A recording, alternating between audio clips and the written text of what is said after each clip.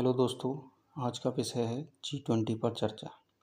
G20 क्या है, ये चर्चाओं में क्यों है, जाने एकदम आसान भाषा में। द ग्रुप ऑफ G20 अंतर्राष्ट्रीय आर्थिक सहयोग का एक प्रमुख मंच है। यह सभी प्रमुख अंतर्राष्ट्रीय आर्थिक मुद्दों पर वैश्विक वास्तुकला और शासन को आकार देने और मजबूत करने में महत्वपूर्ण भूमिका निभाता है। भारत 1 दिसंबर 2022 से 30 नवंबर 2022 तक G20 की अध्यक्षता कर रहा है, जो कि 18वीं बैठक है।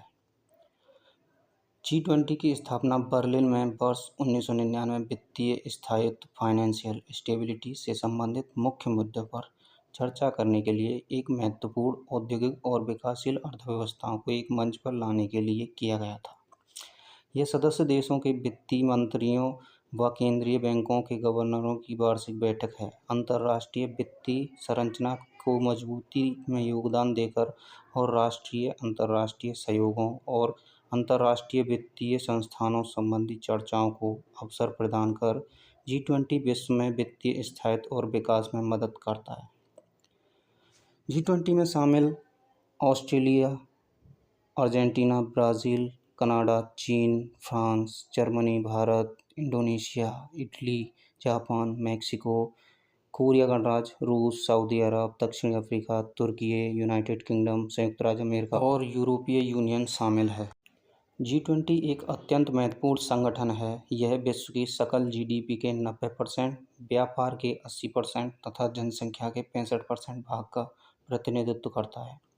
वैश्विक आर्थिक मंच और संस्थान एक साथ कार्य करें, यह सुनिश्चित करने के लिए IMF के प्रबंधन निदेशक और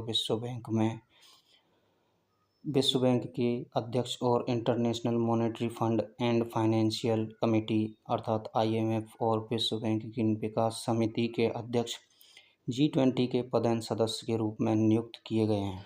वर्ष 2008 में वैश्विक संकट के प्रादुर्भाव के बाद अब तक G20 के नेताओं अथवा राष्ट्राध्यक्षों के 17 शिखर सम्मेलन आयोजित हो चुके हैं।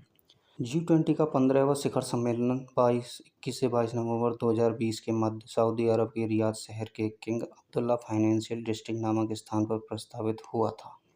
अभी तक G20 के 17 शिखर सम्मेलन हो चुके हैं, जो इस चार्ट में दिए गए हैं। 15वां शिखर सम्मेलन 2020 में सऊदी अरब के रियाद में हुआ था, जबकि 16वां शिखर सम्मेलन 2021 में इटली के रोम में हुआ था। तो वहीं 2022 का 17वां शिखर सम्मेलन इंडोनेशिया के बाली शहर में हुआ था। G20 प्रेसिडेंसी एक वर्ष के लिए G20 एजेंडा चलाती है और शिखर सम्मेलन की मेजबानी करती है।